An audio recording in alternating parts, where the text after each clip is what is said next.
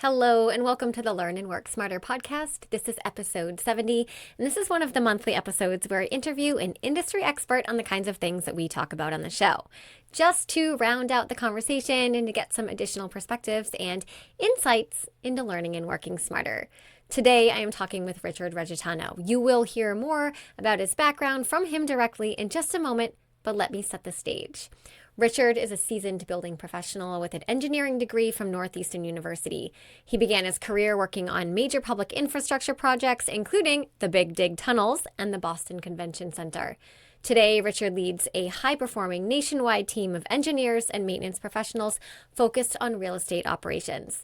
He oversees technical operations of a large national portfolio of multifamily properties, ensuring that each one operates at the highest standards. So, in other words, Richard knows a thing or two about managing projects and managing people. And that is exactly what we're going to talk about today. Leadership advice and project management tips are the key topics of today's conversation. And whether you're a seasoned professional or a long-time career leader, or maybe you're still in college, the insight that Richard shares today is gold. So let's begin. Hello, you are listening to the Learn and Work Smarter podcast, the podcast for students and professionals who want to learn and work smarter. I'm your host, executive function coach, and founder of schoolhabits.com, Katie Azevedo. As a reminder, everything I mention in today's episode will be linked in the show notes, including a link to the transcript, which you can also find at learnandworksmarter.com/podcast. Well, hello, Richard. Thank you so much for joining me on the show today. I've been looking forward to this conversation for a long time, so thanks for being here. Really appreciate the invitation, and I'm very excited. Awesome. So let me give listeners a little bit. I'm going to have you share a little bit about yourself. And of course, I kind of gave a snapshot in the introduction, but there is a very specific reason why I'm having you on the show today and why I thought that you'd be the perfect guest, because you have a career of managing people and projects. And as much as on this show, I talk about nitty gritty task management and procrastination and time management and all of these skills, I will be the first to admit that I do not manage people. I have designed my life and my career to be that way. And so when it comes to leadership and people management, I don't feel qualified to be talking about that. So that is why you're here having this conversation with us today. Are you ready? I am ready. Awesome. So could you share with listeners just a little bit of your backstory and what you're doing these days? Yeah, I'd love to. So I studied engineering in school. I went to a school that focused on co-op learning, sometimes called internships. And it was one of the reasons why I decided to go to that school. And it allowed me to get into the workforce early on in my career, in fact, during my education time. And so I think I've always told people the interesting thing about having that opportunity is being able to find things that you don't want to do. And I think that's something so important. And I was able to do that early on. I studied engineering. I was working in a laboratory and testing things and really found that that wasn't what was for me. I ended up moving into the construction industry and got some really large, unique project experience, which led me down the road to really drill into more of the owner, operator, engineering and facility side of the business, whereas really, I always say that's what I was built for. This is what I'm here to do. And so today I work in the multifamily space, and I lead a team of incredible individuals across the country focused on maintaining properties, finding ways to make sure that they're safe, creating efficiencies, making sure that we're always taking care of the equipment that we need to so that our customers always have the best product possible. Okay, so it sounds to me like you have this career experience of managing projects, managing all the bits and pieces that come with a project, but also the people who are involved in that project. So today's conversation, hopefully we can touch on both of these concepts, leadership and managing people, and then actually the nitty gritty of project management in itself, and maybe some of the more granular pieces of what that looks like, the mechanics of it, what tools are you using, what philosophies, what mindsets, like how do you manage the projects? And I don't want to reduce people to projects, but for the sake of simplicity and for this conversation, in many ways, people are projects, right? And if you can't manage your people and the ones that you're leaving to run the show when you're not there, because you're not micromanaging, right? You got to make sure that the people are able to operate at the highest level. So question, let's just jump right out of the gate. What builds trust in a leader. So how are you establishing yourself with these teams as somebody who is worth listening to someone who is inspiring? Like, how are you establishing yourself as a leader out of the gate? It's just a good question. It's a tough I one. think, yeah, I mean, it's well, not or easy. I think, trust is one of the most important things that comes with leadership. And I think about trust. I think about empowering your team and balancing when to be more involved and when to be less involved. And I always, one of my favorite practices is to work on a problem with somebody. And, I'm somebody about, I'm excited we get to talk about some systems. I love systems. I create process so that I can focus on the people as opposed to focusing on trying to remember something. And so, but when you think about trust, where I go is I always tell people that I trust them. And, I would tell anybody listening, I would say, think about the last time that somebody told you that they trusted you. And I know when somebody tells me, and I'm very deliberate, I say, look, I trust you. Here's my thoughts on something, on the project, on the decision, on the contract, whatever it may be you're working on. But I trust you. I trust your decision, and I'll be there to support you. And think about the last time somebody said that to you. Personally, I know how I react, and that's that there's no option for failure. I'm going to make sure that I am going to know what I need to do. I'm going to communicate what I need to do because I now feel responsible, and that I know that my supervisor, leader, whoever it may be, trusts me to be the person to make sure that it's successful. And of course, things go sideways and you need to come in and help people. And what you want them to know is that that didn't disrupt the trust that you have in them. Occasions always occur when things go sideways or whatnot, and you can't control everything. But that one, they know that they can trust you, that you're going to be shoulder to shoulder with them when they need the support, and that you're also going to continue to trust them on the next project. And I just always think about it's more of a emotional piece than it is, anything beyond that. And the other side of the coin is also that trust is something that you have to continue to support. And so you want them to always know that you're going to be there and break down those barriers so that you can continue to have a positive and a successful relationship. So what I can hear from that, I'm going to glean two insights because I have a broad and diverse listener base. And there's some folks listening to this who are in college and they're going to be seeking managerial and leadership positions. Some perhaps are headed into internships. And then there's folks who listen who are established professionals or are already in leadership positions. So I want to extract two important things that you said, which are kind of a similar concept, but break it out into different audiences. If you are a student right now listening to this and you just heard Richard say that if someone tells you, if a manager in your life tells you, I trust you to do this thing that we're assuming is part of your job that you've been hired to do, or that if you're expected to do, that there is a cognitive piece at play. There is a social accountability piece at play. There's a psychological piece at play where that is someone saying, I have the trust in you to show up, right? And so it's on you. It is your job as that student, as that intern, to show up and deliver what's expected of you. But Richard is not saying, right? You're not saying at all that if you're struggling, that if you have questions, that your manager and that your leader doesn't expect you to come up with questions and seek help when you need it, right? Being trusted to do what you're asked to do doesn't come with the stipulation that you must do it fully on your own and make no mistakes. And that you need to know every answer. Exactly.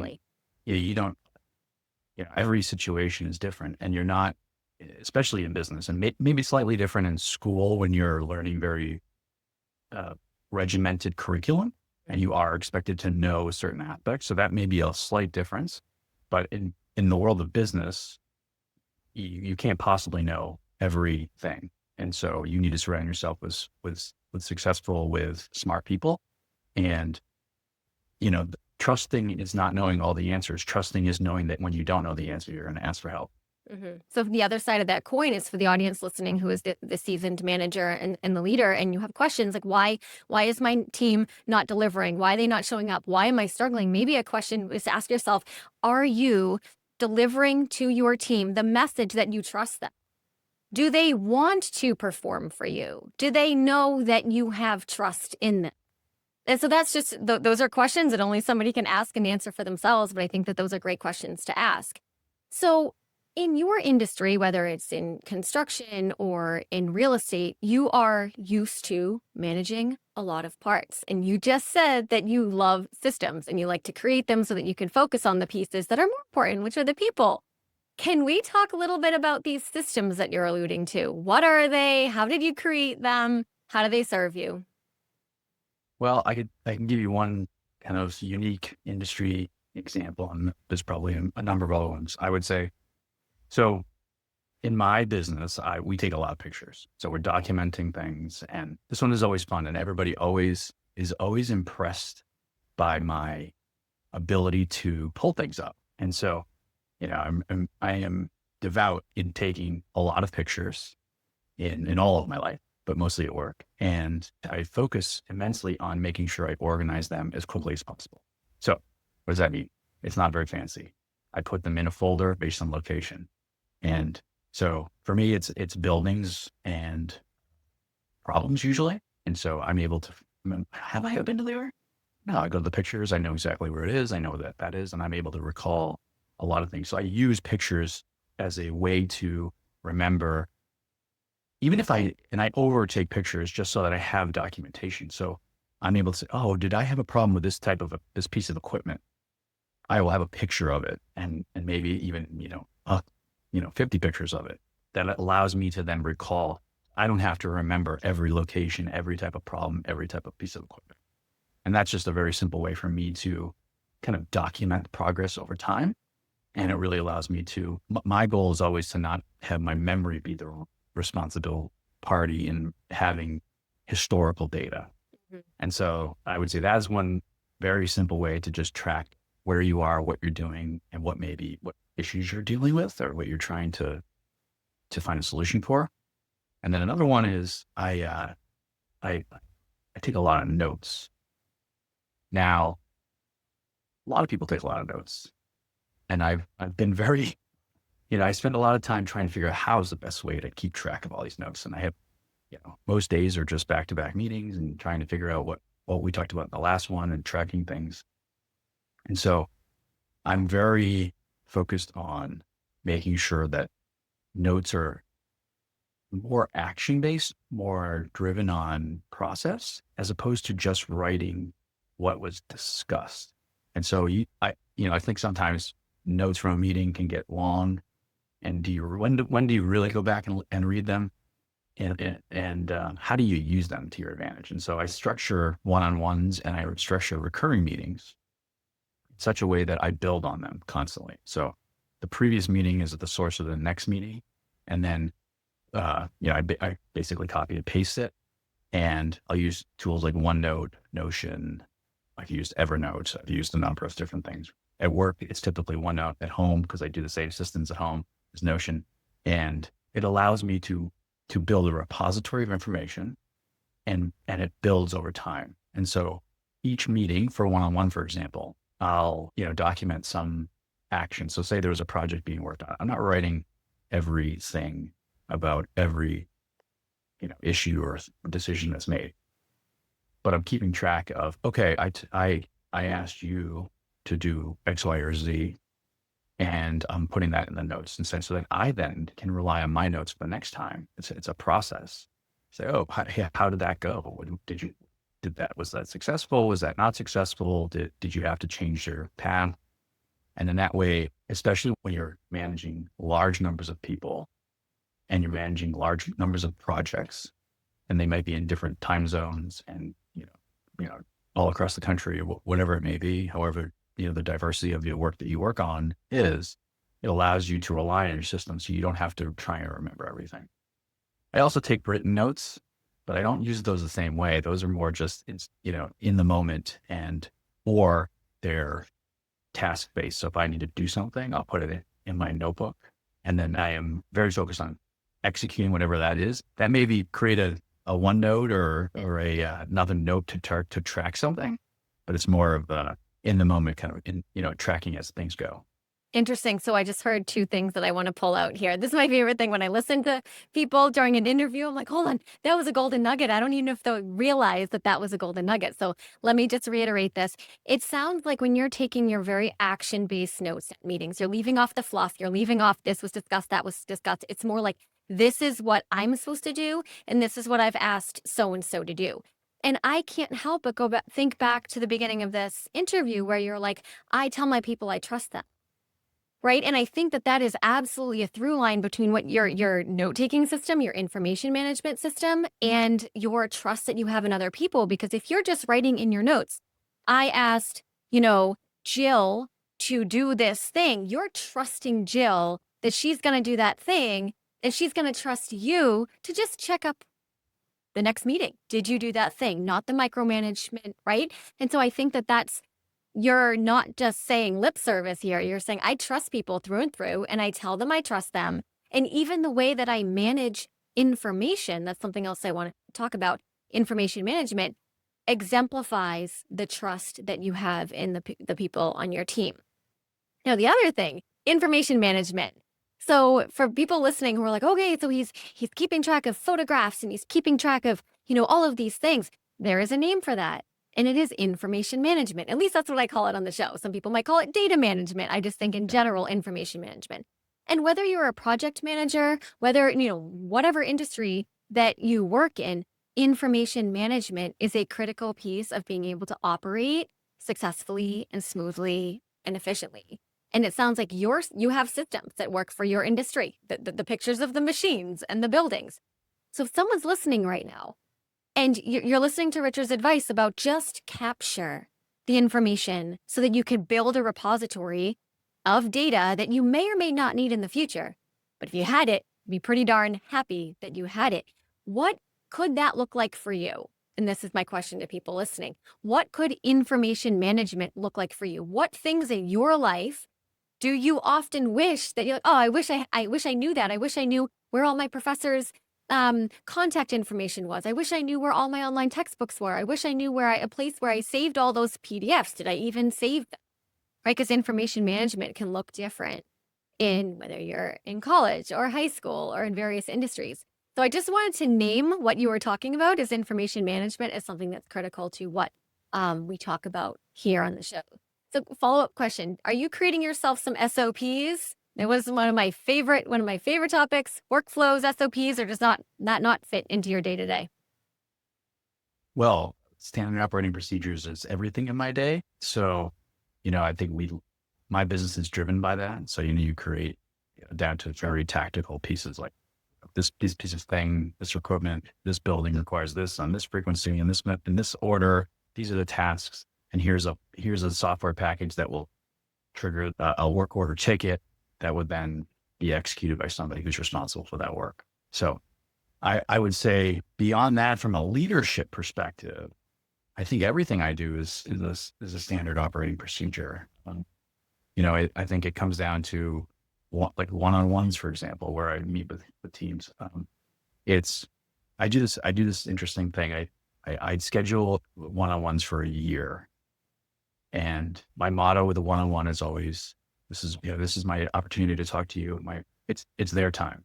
So I'm keeping track. I'm taking those notes. I'm going to ask questions. I'm going to, find out what's going on, try to identify when things are not going correctly, but it's their time. And so if I want to have my time, I'll schedule something with them separately for a project-based work, whatnot. But I let the meeting expire.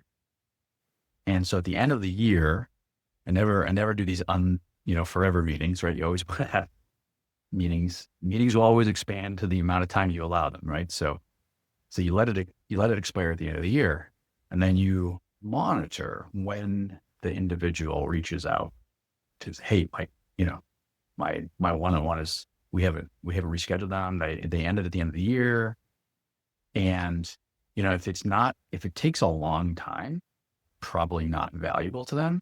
And if if it's immediate, January 1st, usually ends on the holidays and everybody comes back from, if they take some time off and, oh, we don't have any of those on, can we get those scheduled? That process is working well, and where to maybe invest or find different processes. And I've had the luxury of working with very different people that take these types of meetings and feedback and rapport differently. And that allows me to augment the way that I work with them, because ultimately it's my responsibility to make sure that they're successful.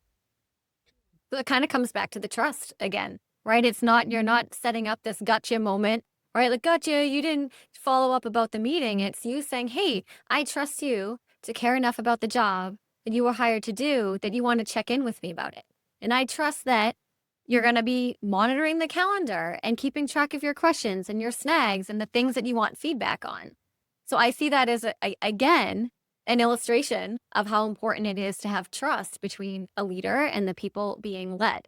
Now, speaking of people being led, right? So you've given some advice for people who are leading, but if someone is listening to this or watching this on YouTube and they are being managed, they're not in a managerial position, maybe they don't want to be, that's not for everybody. What are some qualities do you think make someone easy to manage? What are some characteristics, some habits, however you want to frame this, that if someone listening right now, they're like, you know what, I'm having a tough time. I'm having a tough time in my job being managed. What advice do you have for those people? Well, I think it's an interesting question. It's hard to know specifically because it comes down to the personalities of the person, or really their relationship with their supervisor. I'm going to assume in this scenario is likely the person that's leading. When I think about how I work with my supervisor and look for feedback and guidance, I think the most important thing is being transparent with them so that they understand what you need. I've had very different supervisors over my career. And I think the most important thing is just making sure that when you do sit down with them is I always use the saying, knowing your audience, somewhat applicable here, but communicating with them so that they know what you value and how they can help you. That's probably the most important thing, is how can your supervisor help you? So, and I'll ask that question where somebody will come to me with a problem and I will respond with, okay, I get it. I heard you. Now let's talk about what I can do for you. How do you want me to help? Do you want me to talk to this person? Do you want me to organize something? Do you, again, as a supervisor, a leader, my job is to break down the barriers. So you're likely at a higher role, you have more access to people, you can push things along maybe faster, and supporting your team with creating those smoother paths for them is probably the most important thing that you can do for them so that they can be successful. And that's one of the ways that I do that. So on the flip side, being the person being managed, communicating what you need clearly and concisely and consistently is, I think, the best way to get the most out of time with your supervisor. Concisely, I think that's something that we could all work on, is, clarifying what it is that we're thinking, how we want to say it, and communicating that. And the better we ask our questions, the better answers that we're going to get in return. And again, I don't mean to keep coming back to this, but in your answer, all I'm hearing is trust, trust, trust. If an employee or someone that you're managing is at your one-to-one annual meeting and they're saying, hey, I need this, the way that you turn it back and say, okay, what can I do? How can I show up to give you what it is that you need? That is saying, I trust you to be able to assess what it is that you need and to tell me how you need that, how I can deliver what it is that you need. That all comes back to that trust piece again. So I'm thinking for students listening to this, and of course we've got the whole gamut here, but if there is a student listening to this right now and they want a manager position at some point, that's where they're in business school, they're in whatever it is, and they're like, I want to get to that point where I'm managing a team. What advice do you have for them, Richard? Well, I have some bad news. There is no playbook. There is no class on how to be a leader.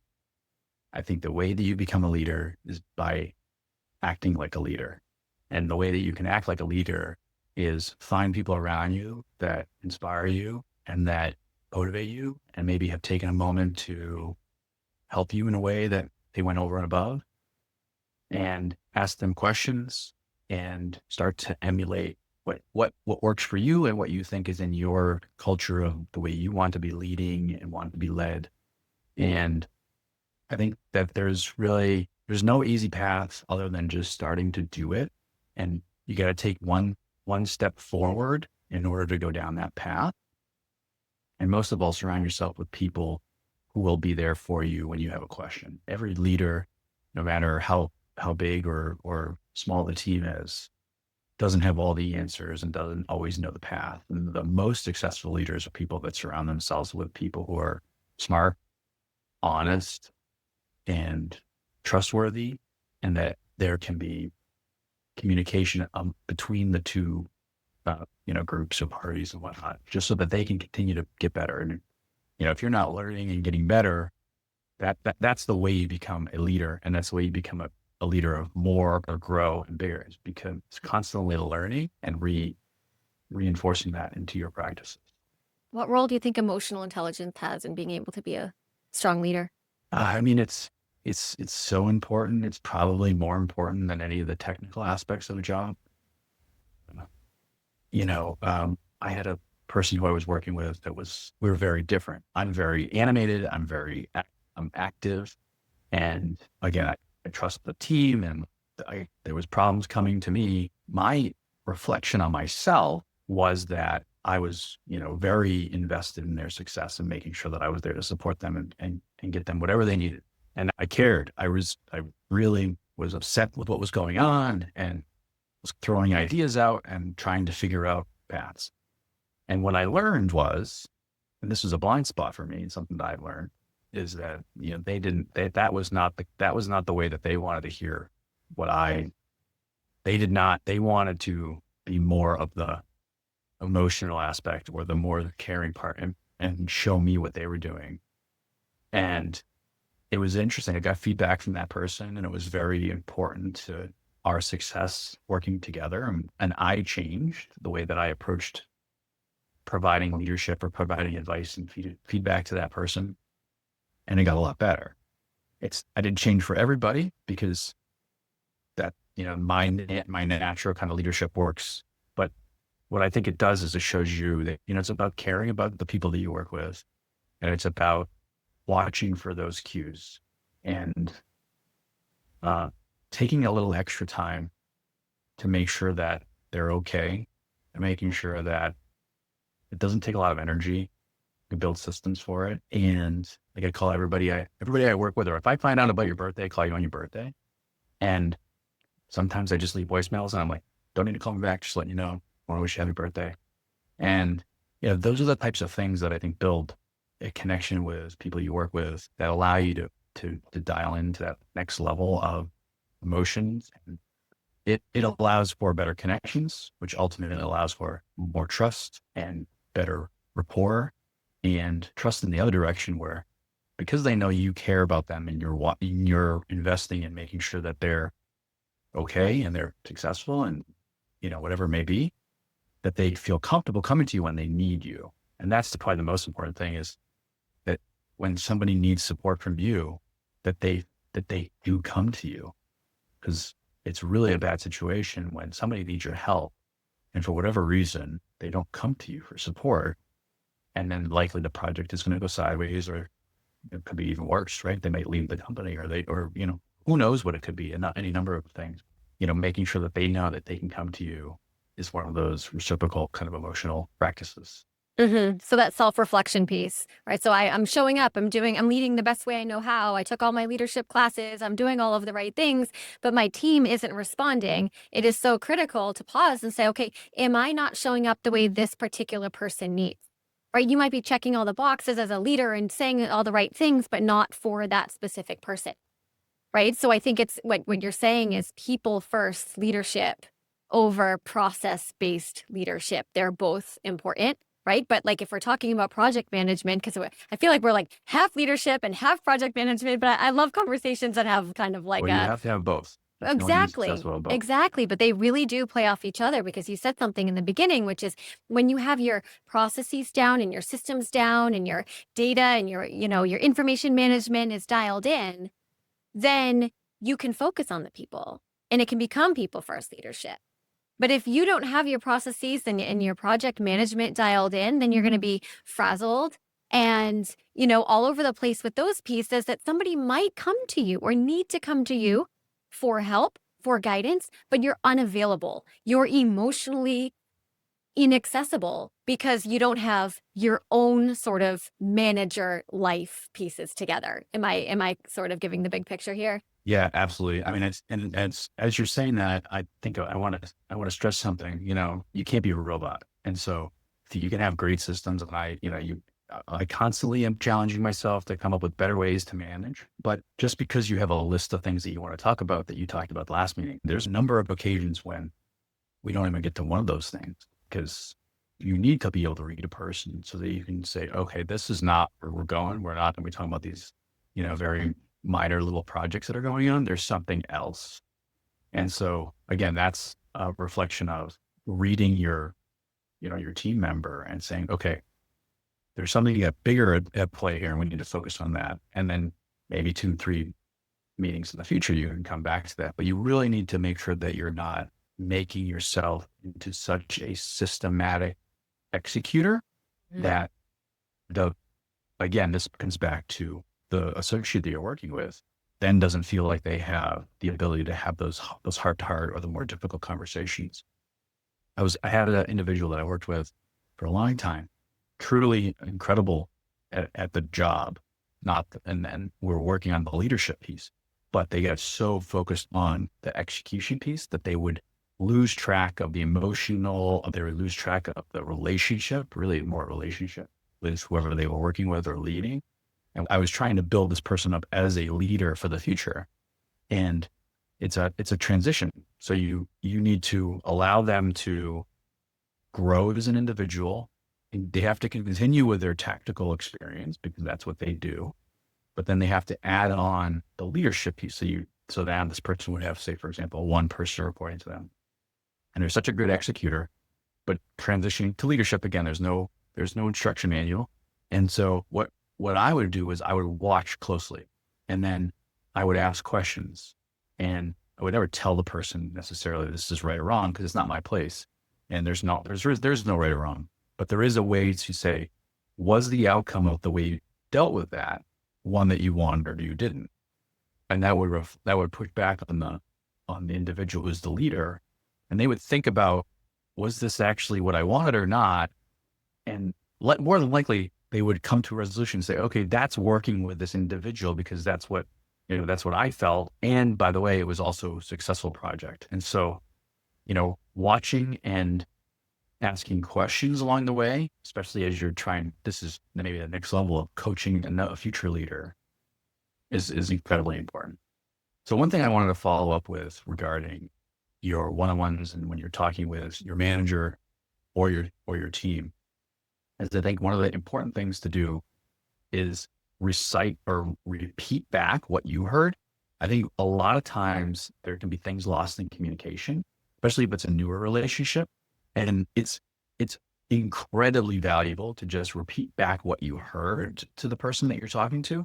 And it's scary. Most of the time they're like, well, mostly, but insert. And the thing that they insert is probably one of the most important things to make sure that you have a high quality level of communication with either your supervisor or with your team members. I'll tell you, as somebody who, everybody has a supervisor, everybody has a boss, reciting back exactly what you heard has been an incredibly valuable practice to prevent you from going down the wrong path and spending a lot of energy, resources, or other on, whatever you're working on.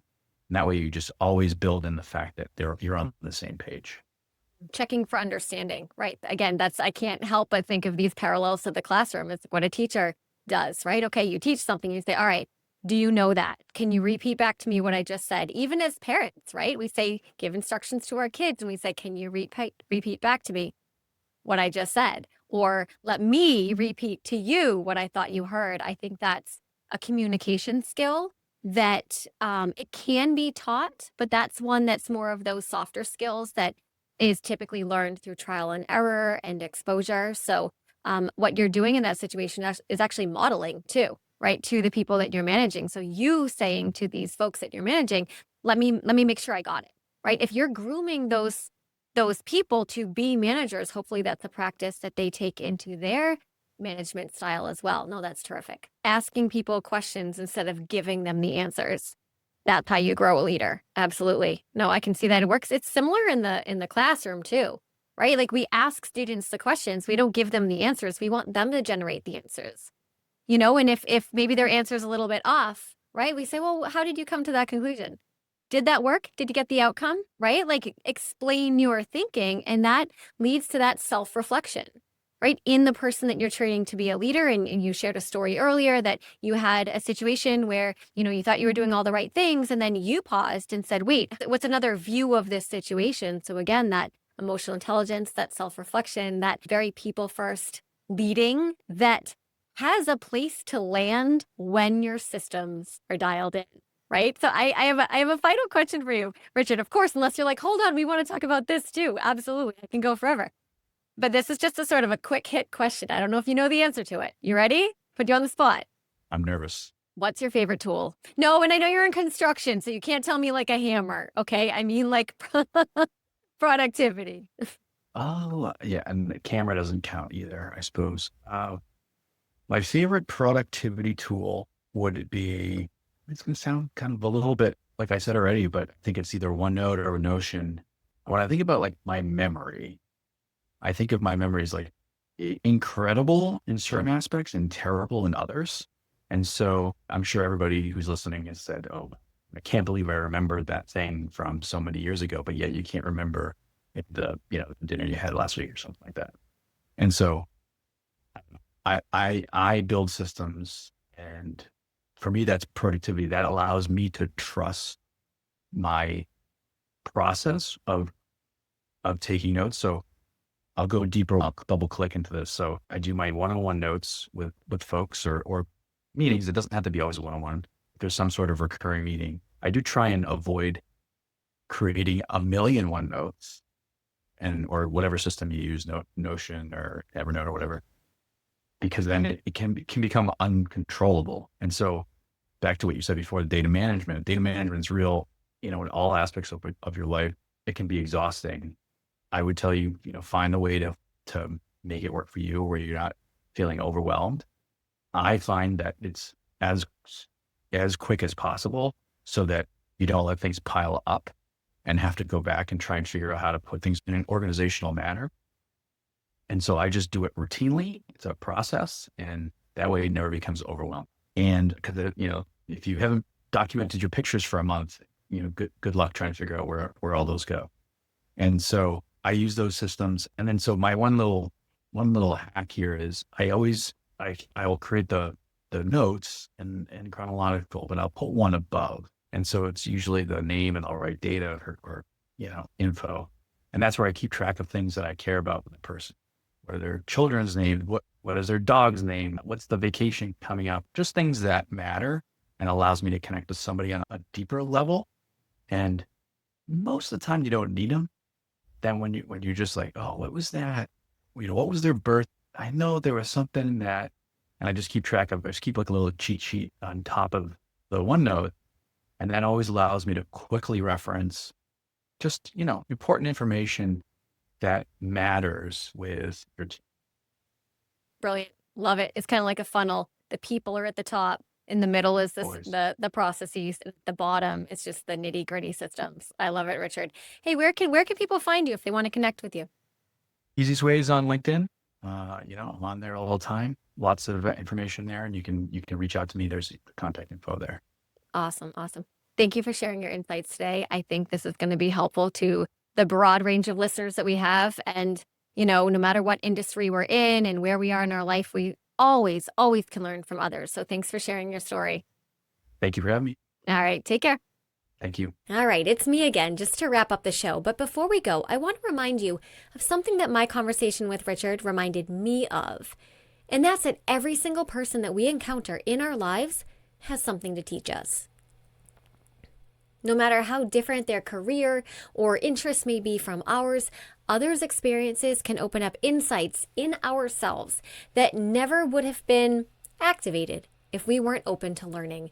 And that's why I end every single episode with never stop learning, because that is the goal. Richard has been in the construction management, engineering, and real estate fields for about 25 years, and I have zero experience in construction management, engineering, or real estate. But even I learned so much today, and I hope you did too. Because no matter your industry or interest or expertise, it is the systems and the strategies and the personal management skills that are at the core of all we do. And that, my friends, is the purpose of my show and of these expert conversations. And with that, may I remind you to never stop learning.